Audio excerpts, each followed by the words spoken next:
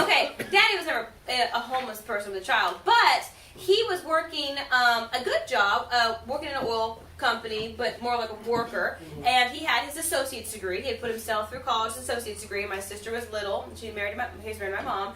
And his boss was leaving to go work at a bank, and he said, "CJ, you would be a great stockbroker, but if you came with me, you'd have to start as a teller." And Daddy was making pretty good money in the oil job, so he decided to leave. Though he left, took a big pay cut to become a teller at a bank. And the bank president said, "If you pass the Series 7 test, which is the stockbroking test, when it comes around, when all the college students take it, only the college students they had hired take this test for stockbroker, he's like, we'll give you a job, or you can have a job if one of them fail." So I remember, I wasn't born yet, I don't think, but he was studying for the test, and when they took the test, one of the college students failed, so he got her spot. Something like that. So that's how he became a stockbroker. This is when Bank of America was like Boatman's Bank, Sooner Federal, Nations Bank, all that. Dad was a stockbroker, and Dad was making good money back in the day. That's good money. And I remember there's this movie called The Firm, and then Tom Cruise goes to be a lawyer, and he tells his wife, he goes, "Did you ever think I'd make $90,000?" Which was a lot of money. Dad was making more than $9,000. And so, anyways, and so then my dad always did ministry. He was always a stockbroker and a part-time pastor. We did ministry at the Salvation Army. I would sing. My sister would paint. We'd give out buckets of chicken, and Dad would preach. So then, bird in the word, baby. Bird in the word. Daddy helped lay we were going to church to move. He helped lay the train tracks out at the dry old train out there. And then we went to Victory because they started a bus ministry. Yeah, they did. Which we were doing bus ministry at church to move. They started that. So Dad was the inner city youth. He left his job.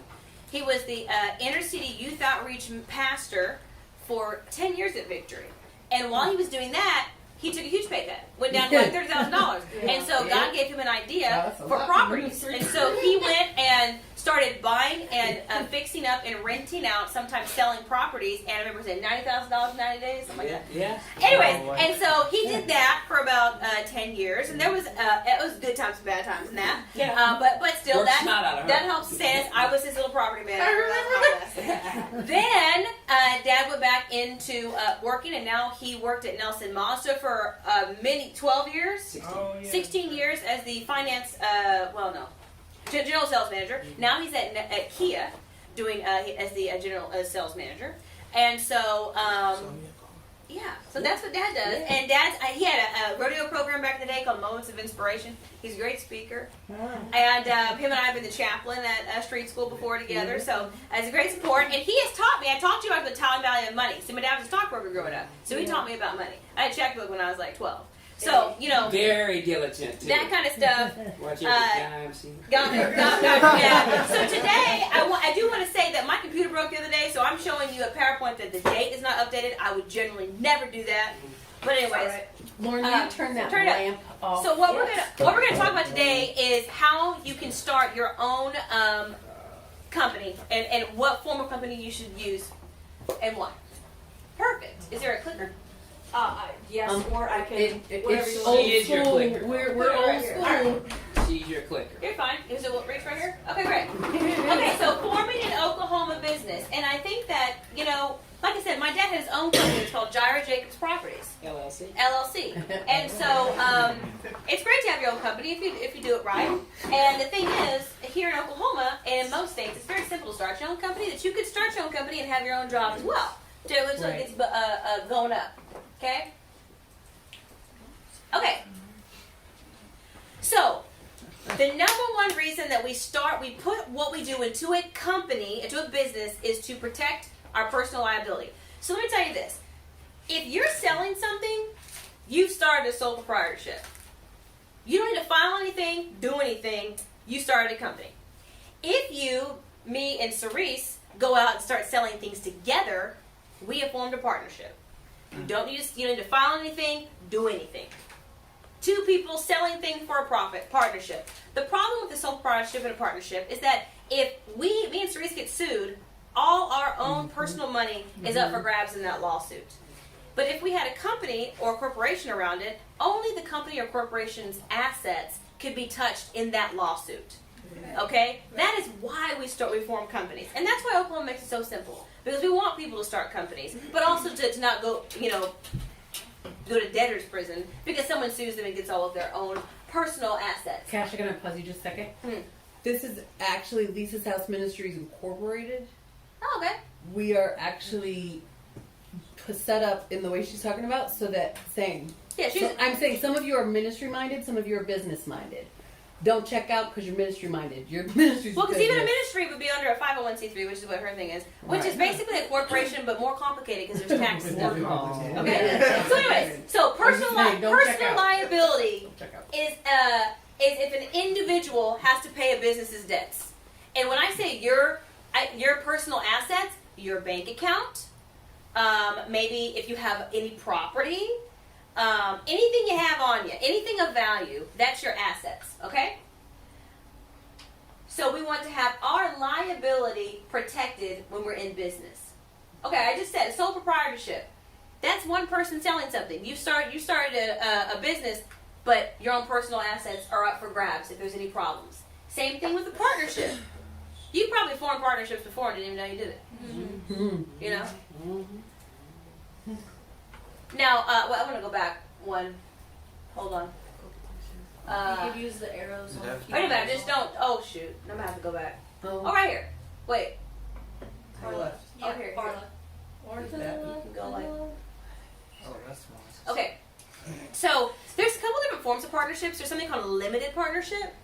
And a limited partnership, the general partner, his personal assets are up to grabs. The limited partner's stuff is protected.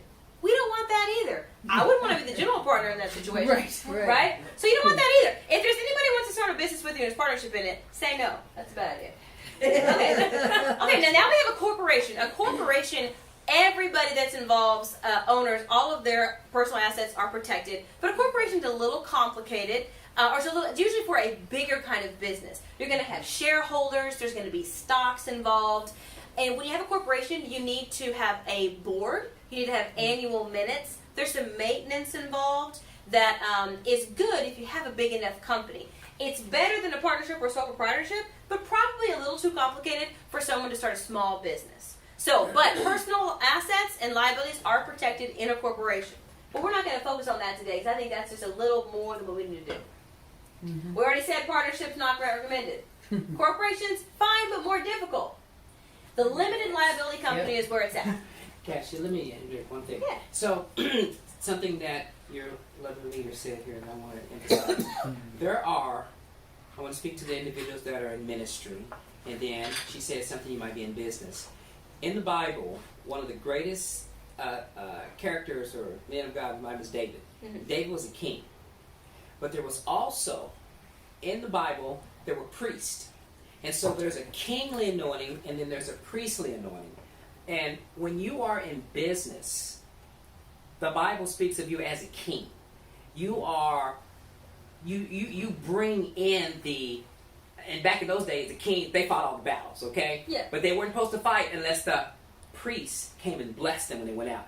Nowadays, in the kingdom of God now, you may be in your church a king, and your number one job is to bring money into the business, money into the ministry, money to support the church, money to support the work of God. You got the men that's preparing the messages, the pastor, that's the priest, but you got the kings. Both of those cooperate together. They need each other. The kings need the priests need the kings. So what she's talking about may sound like business, it may sound kingly, and you may not be interested in that because you're maybe you're called the ministry.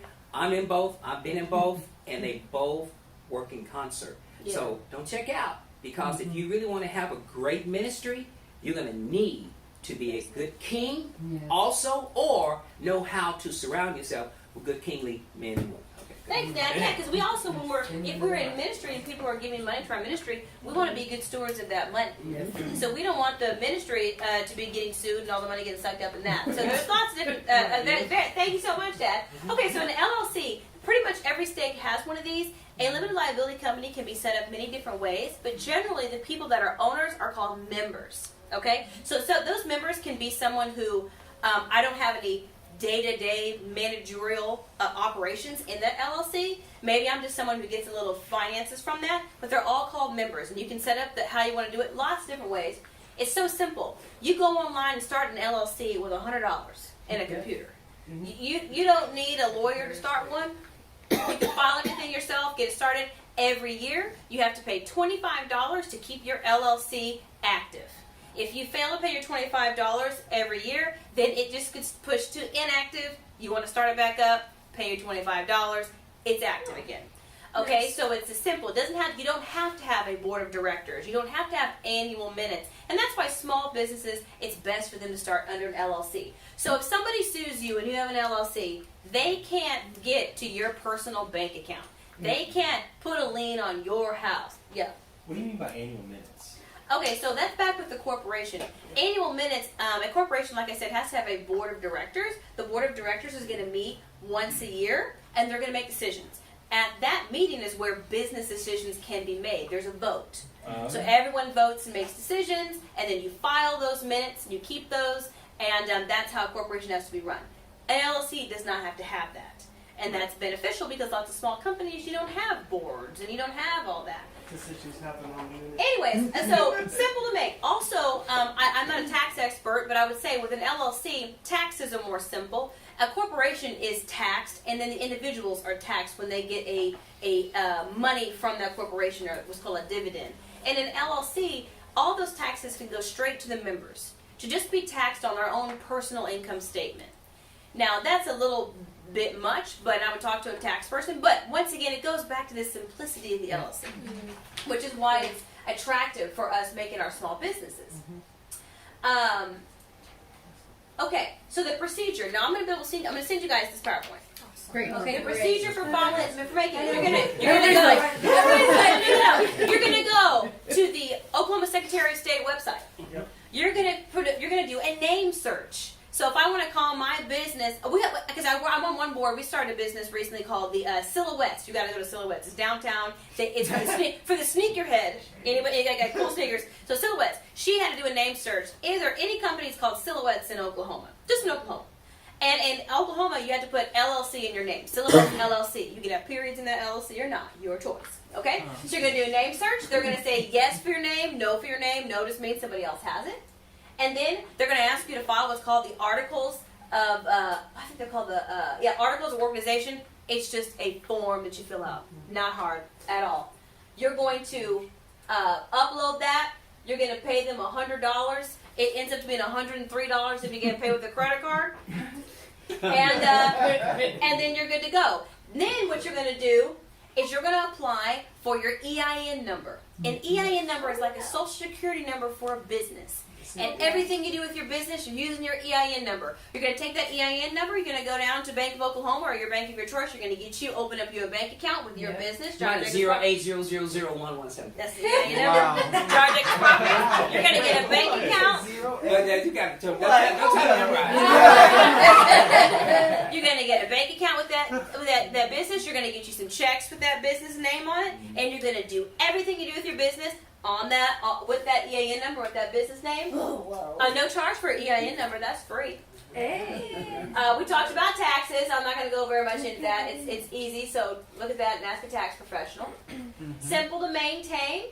Like I said, you're going to pay $25 a year to keep it active. They're going to send you an email 60 days before it's time for you to pay it. But like I said, even if you forget, just go and pay it. That's easy. All right. Okay, but one thing that's very important, these are watch-outs I want to talk about. When you start a business, you have to treat your business like a business, not like a personal bank account. Right. So that's why we're going to open up a bank account with our EIN number, with our Silhouettes LLC name. And any money we get from that company is going to go through that bank account. We pay someone, it's going to be on those Silhouette checks. Or that Silhouette Cash App. I mean, let's get honest here. Whatever. Or that Foursquare. That's how we're going to do it. You're not going to be mixing your own personal money with the business's money. If you do that on a regular basis, which a lot of small companies do, and you get sued, if I'm representing the other person suing you, the first thing I'm going to do as the attorney, I'm going to say, well, let's look at all their statements. Let me see if they're actually treating this business like a business or like a bank account. And if they're treating it like a bank account, a personal bank account, then I'm going to file a claim, which is called piercing the corporate veil. Piercing and the that veil. means that I'm going to say, no. This company is a facade. It's not a real company. I should be able to get you their personal assets, which is the whole reason we started the company in the first place, to protect our personal assets. It's not hard. Keep it separate. It gets hard. You're moving quickly. You're bringing in clients because you're going to be such a successful business person that you get complicated. Continue to keep the money from the business and your personal money separate. As you continue to grow, you have to hire more people to help you with these kind of things. They say important. Question that could be applicable to a few in here. If you are selling things like, say, I don't know, oils. Okay. Essential oils.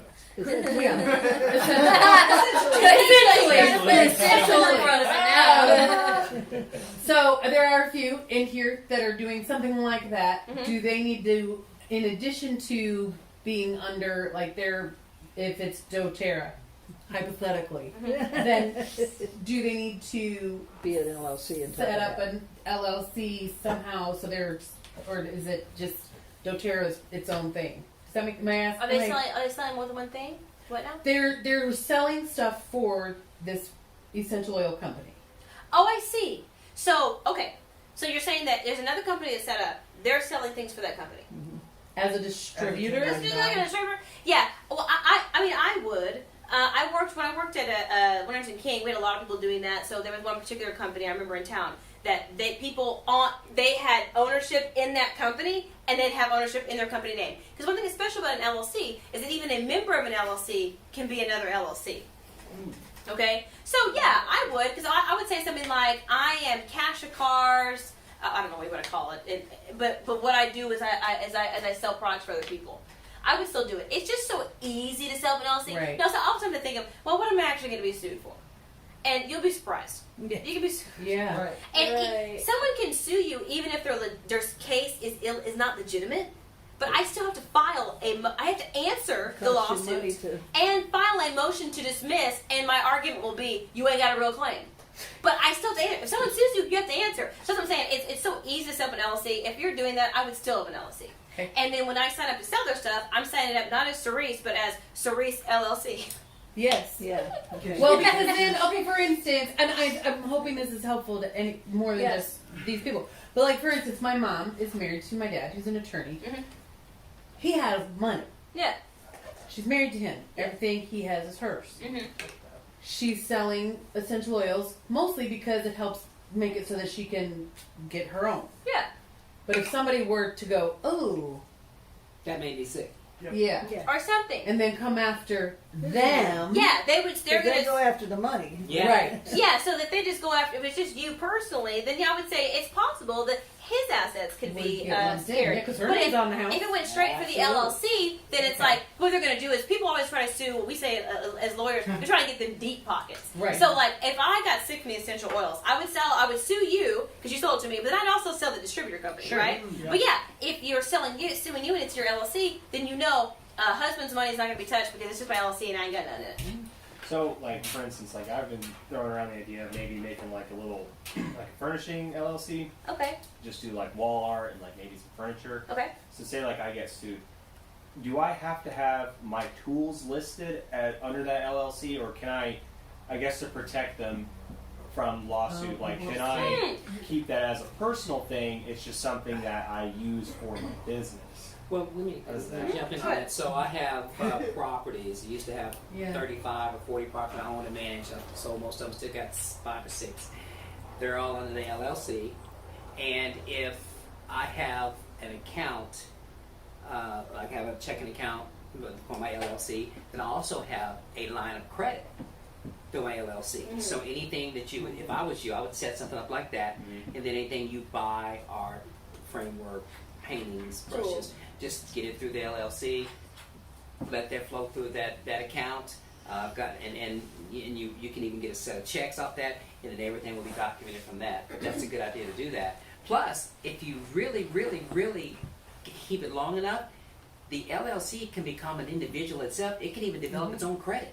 Yeah, that's the thing. It can have its own Right. credit, and you want a business to eventually have its own credit because I know that I think some people are very like credit averse, money averse, you make that stuff work for you. I mean, you get to one point where you're growing your business so much that you really, in order to grow, you're going to have to spend some money. Right. So that's why having a business that has its own credit, because it's been so credible, it has a credit number score, to be able to get a line of finances you can get to that can get your company to go to the next level.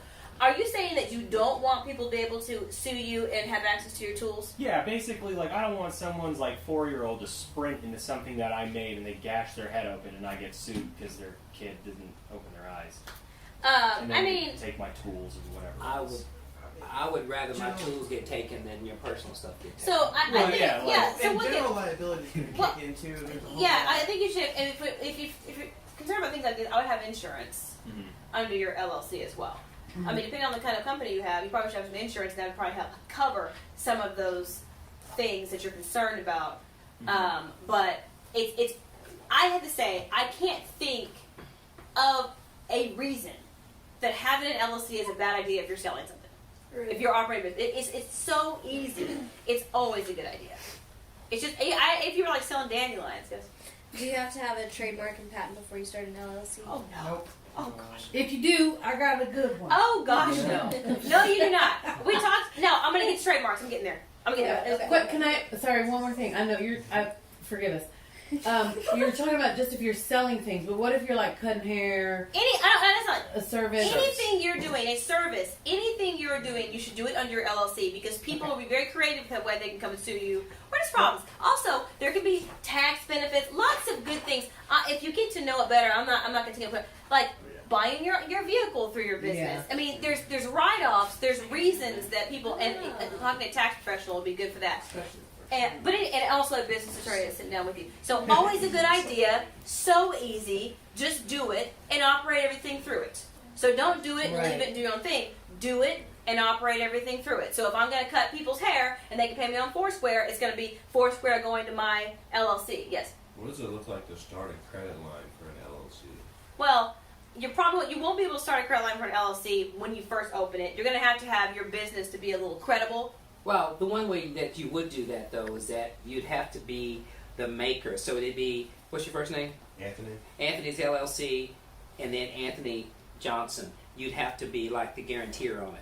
Now, you put your LLC, have the EIN on there, and then your social security number, and you do that well. Then pay something for 13, 14, 15 months. Now, you're building your credit, and you're also building the credit of the LLC. Yeah. And then next time, get a little small line of credit, but just do it in the LLC. Yeah. You got to start it out, baby steps, bigger steps, giant steps, then you're flying.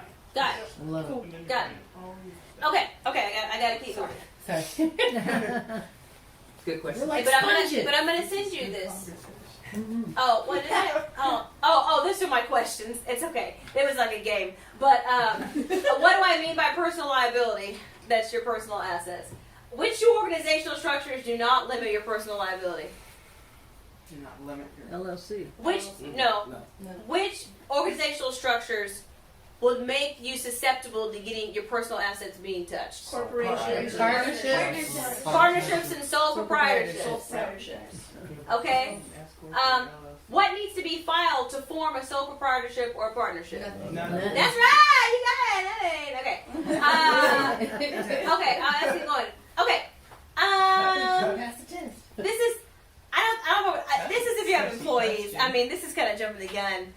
Do But that's it. that Yes. right there is just so what she was about to talk about is that under my LLC when we built and bought houses and construction, I had like 9 workers, and so I have a CPA, and I file taxes, personal taxes, and I file taxes on my LLC, and so I've been doing that for years. But I have employees. I pay my employees through my LLC, and that's what that's supposed to get ready to talk about right there. Yeah, I mean, this that is may be a little deep, but this is a little deep. Don't jump the gun. If you start to have employees, how you classify your employees, getting workers' comp, drafting employee handbooks.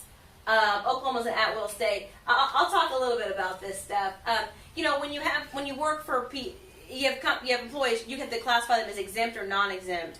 An exempt employee is someone who you don't have to pay them overtime. It's generally someone who's salaried, but there's more than just that. A non-exempt person, you have to count their hours and pay them overtime. I think this is a bit much. I'm going to skip all this for now. But you have this, and you can kind of read it for yourself. I didn't talk about trademarks in this one, so I'm just going to talk about them like this. So when you talk about trademarks, you have trademarks, you have patents, and you have copyrights. And I have a little example I give everybody for these, to line them out. Let's say that I came up with a new vacuum invention. This vacuum does something special. I don't know what it does, but it's something special. The invention and the thing that makes the vacuum special and different is the patent. So think about a Roomba. Somebody came up with the idea of a vacuum spaceship going around your house. That idea and the invention of it, the mechanics it took, all that, the getting the system getting it to move, that's the patent. You have to have a patent attorney to do that. They have to pass the patent bar. So it's kind of expensive. So let's say what they generally do is they'll give you a temporary patent for a year for about $1,000. Takes you about $1,000 between $1,000 and $2,500, $3,000 to get that 1 year patent. For you to go out, take your invention, see if you can get the investors you need, and see if it pans out. If it pans out, then you go and file for a longer patent. That's might cost you about $7,000, and you're going to have that patent for a longer amount of time. That's a patent. Okay, that's the invention. Okay. The name of the vacuum Roomba, that's the trademark. All right? That's the name. The trademark is the name and the symbol. Okay? So think of like QT. Name, symbol. The logo? It's the logo, yeah? Name, logo. And that's a little easier. You can go to the trademark online, the trademark of the United States, can't remember what it's called, and you have to take your trademark and find all the different fields that it goes into. So it's many, many different fields. So that trademark for the Roomba, that's going to go into, if there's a, I'm making this up, but if there's a field for cleaning products, or if there's a field for sales, you want to get your trademark as Roomba in all of those fields. And each one's going to cost you a little money. I'm not sure how much it is, maybe like $150, I don't know. But you need to do a little bit of searching, kind of like the name search for the LLC, make sure that trademarks aren't being used by somebody else. There are some common law default principles for trademarks. So let's say that I've been using the Roomba trademark for 30 years. Even though I didn't file it with the trademark office, I have kind of a legal claim to defend that I already have that trademark. Yes. And so I think for trademarks, I say use an attorney that knows trademarks. They don't have to have passed a special bar, but it's worth it to pay. Usually what the companies will do, like Winners and King when I worked there, they're going to pay you, they're going to charge you a one-time fee per trademark. I think ours was like $700 for the attorney, $250 per trademark, something like that. Yeah. So Bampa that's exactly the kind of attorney he is. All he does is patents, copyrights, and trademarks. Okay, perfect.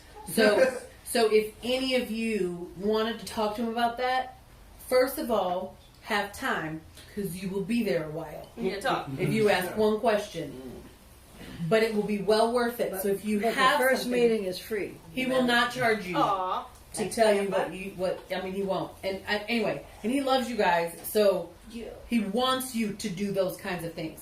So Okay, so Bampa's gonna know, but then I'll finish my little thing about the vacuum. So we had the invention, that's the patent. We had the trademark and the name, that's the trademark, the logo and everything. Yep. The copyright with let's say if I put together a special commercial for my vacuum, that'd be like a copyright. Your copyrights are going to be songs, jingles, any kind of book you wrote. It's kind of like written words, it's ideas, but it's not the invention. It's kind of how you're marketing it, how you're getting it out there, but also it's going to cover any literary work, music, songs, things like that. That's copyright. Copyrights are easy. I don't think you need an attorney for that. You go to the copyright patent thing online. It costs $50 per copyright. You can upload your images, your songs right onto the thing, and you have it. Pretty simple. But once again, probably Bampa and other law firms that do this a lot are going to charge you a flat fee. So you don't have to worry about getting charged $500 an hour. You'll know up front how much it's going to cost you. Right. So that's your copyrights, trademarks, and patents. You need to start your LLC first. And then get into all this stuff. I had one client when I was at Winners and King that was Instagram famous, and so we helped her. It was called Wild by the Mile. She was real cute, goes around in her van and junk. But anyway, she made me nervous. I was like, "Girl, stop putting those like barely clothed outfits on there. People don't Great. Well. But so I helped her start an LLC. She didn't have her stuff under LLC, but NBC reached out to her, was thinking about wanting to do a show with her, and so she was concerned they were going to take her name, Wild by the Mile. I was like, it's a good name, maybe they will. Let's do a trademark on that. So we got her LLC, we got her trademark. Later on, she went and she started this workshop. She put it on Instagram. I'm going to have a workshop. You can come follow me for 6 days, and you rent a van. I'll teach you how to live in a van. And she had like all these people. I was like, girl, I see so many problems with this. So we helped her get some contracts together and just like some security and some stuff. But anyways, so that's how it all works. But for today we're talking about LLCs. So go get your LLC started. It's very easy. You don't need an attorney. Now, one thing I forgot about the LLC. We're gonna back up. I'm thinking about you guys making LLCs single member LLCs. If you're gonna have more than one person that's an owner in your LLC, you need an operating agreement. Now, it's not required when you file it, and you don't file it on the Secretary of State's website, but you should have an operating agreement. Most operating agreements, most attorneys that do these, they've already got them drafted up for you. This is just how are you and this person going to run this business together. And a very important thing, if you're running a 50-50, I think up front you should have someone named in your operating agreement that's going to help you break ties. If you guys can't come to an agreement. You're also going to have all these different ways to close down your LLC, which is called dissolving your LLC. Also, it's important to think about something like this. So if I go into business with Cerise, 50-50 LLC, and she is married to, who knows, Joe Bob. They're married. Oh, Lord. They're married. Lord. If they divorce, Joe Bob still has a financial interest in my LLC. If Cerise dies, do I want her husband to be able to take over her spot, managing, making day-to-day business decisions, or just financial? And if you don't make rules for your LLC, there are default rules, and the default rules will govern your company. And you don't want default rules to govern your company. If you want to check them out, you can just look online. I want the default rules for Oklahoma corporations or LLCs, and they'll give you all the rules. So you want to make your own rules. You cannot contract out of using good faith in your company, but pretty much every other rule you can contract out and make your own rule. So you want to think about things like that.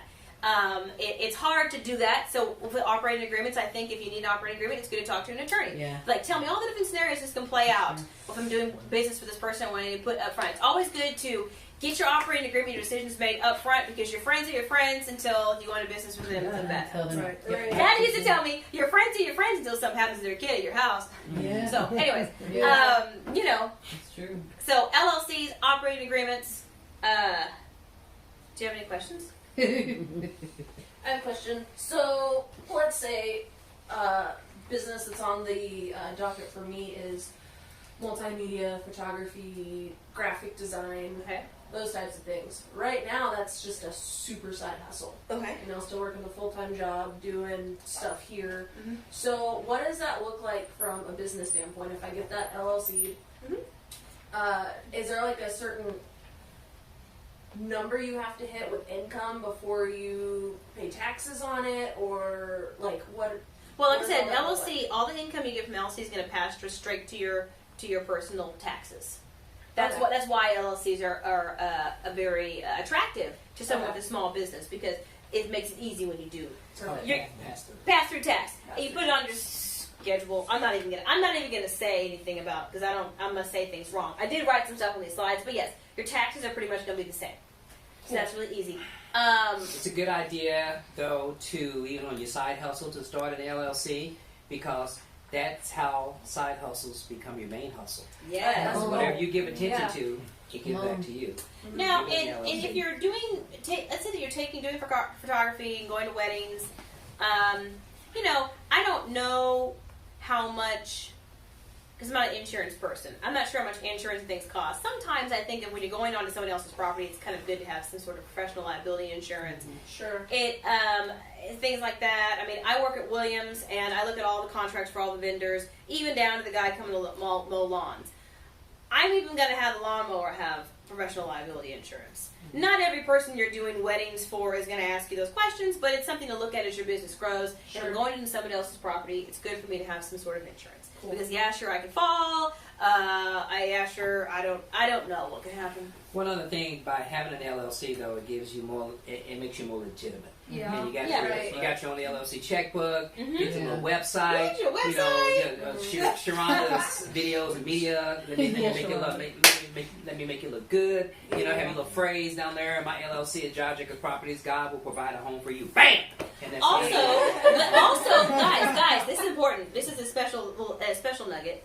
If you're doing services for someone, you make them sign a contract that says, "My name is Sally. I'm doing this for you. This is how much money you're going to pay me." Blah blah blah. Because if they don't pay you, then when you sue them under, I can't remember the statute. You still, when you're providing services for someone, you can get attorney's fees, but you have to have a contract. If you have a contract. And I'm talking about a contract on a napkin at work, but don't do that. But you get attorney's fees. The thing is, if you win, you get the prevailing party gets the attorney's fees. You're going to win. It's so easy to win those. Yep. Sir, here's the contract. They didn't pay me. You win default judgment and the attorney's fees. It takes everybody's fees. The fees you judge with the attorney, Right. their Court fees. fees, So always yeah. have a contract. Always. Always. That's Don't do any work for And another. when you have an LLC, you get some stationery. Shoot. I got some stationery that's so tight. right. I mean, all your stuff. You talking about, and then you have, and I talk to you ministers in here. Then you have something you can focus your faith on. You see, you pray over. I got some nice cards. And you got you some stationery. You're just more legitimate, and it brings more business. For sure. Oh, are you? Okay, guys, I don't have a whole lot of time today. I'm so sorry.